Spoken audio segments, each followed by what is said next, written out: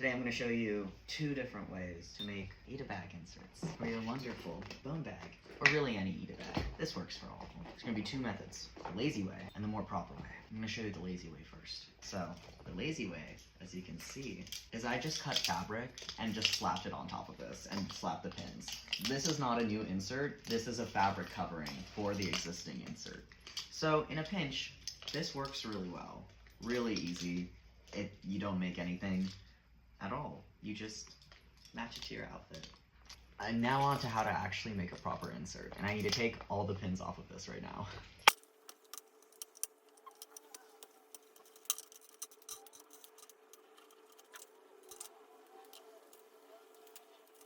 So this is the original insert that comes with the bag. I put these patches on it. It's just purple. But here's how we're gonna make a new insert. Now, what you're gonna need: cardboard. It can be literally from anything. This is the trash from my ring light. Any cardboard works. Any fabric you want. I'm going with green because that's the fabric I have. Also, I think it'll look cute with my outfit if it was green on the inside. So that's why I really make these, is so I can mix and match my outfit all the time while keeping the bag the same. Pens of some kind so you can trace the outline of the insert, as well as some kind of glue. I'm gonna be using hot glue. You can use any glue. So what you wanna do first is just trace out the shape. This is the insert. I'm just gonna cut it in half now. Scissors.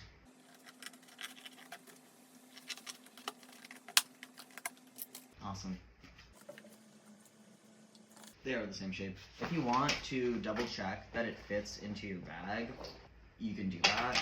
This bag is a little bit more curved, so what I'm gonna do just to make it match this a little bit is cut the corners here to make it more rounded.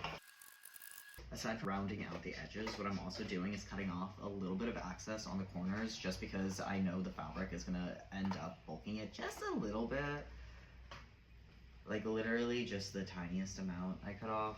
Kind of depends on what kind of fabric you're using. I sometimes like to use faux fur to make it like fuzzy and cute on the inside. I have another bag. This is the paw print Eat-A-Bag from Sleeping Wolves Art. And as you can see, I have faux fur in here. And this is this is not an insert. With this one, I am doing my lazy method of, I'm just putting fur in there that vaguely resembles the shape.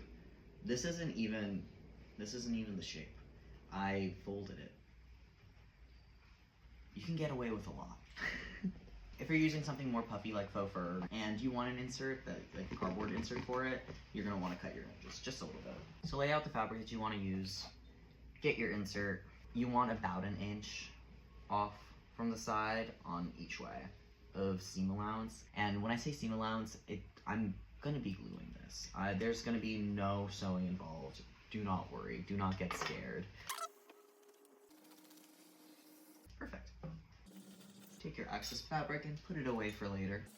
If you have a hot glue gun that you're using, or if you're really using any other glue, get that ready.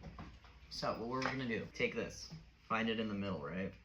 Mark where you are putting your insert, so that way you know where you're gonna be cutting the corners. Why are we cutting the corners? Well, if we follow the guidelines that we now made, these little black slits, it's gonna lay down completely flat.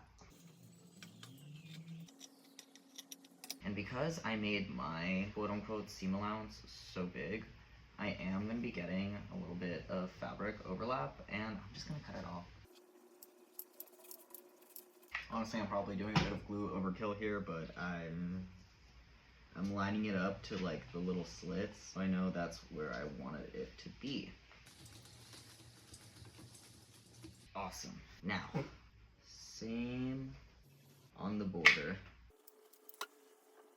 I'm gonna cut this right here, so that way, it's just one of my edges because I made mine really long. So that way when I put it down here, I'm just gonna cut this one off, so that way it's all nice. Be careful when you're pressing down on hot glue, don't burn yourself. Look at that. That's an insert, which means it's time to put all my pins back. But first, safety. I'm gonna unplug this.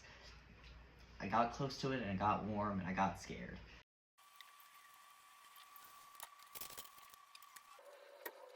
Now, if you want to make the insert a little bit more friendlier for these kind of circle pins, I would suggest using like something more similar to the way this is made, which is with a thin foam insert.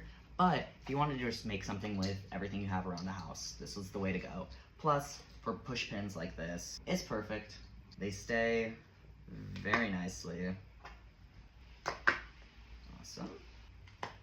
It's similar to like a cork board when you're doing it this way. Awesome. A way I've been attaching charms with Ita bags is I've literally been putting a giant safety pin and then taking a charm and keychaining it on. And now I have a new insert for my Ita bag, and it's cute and it matches my outfit.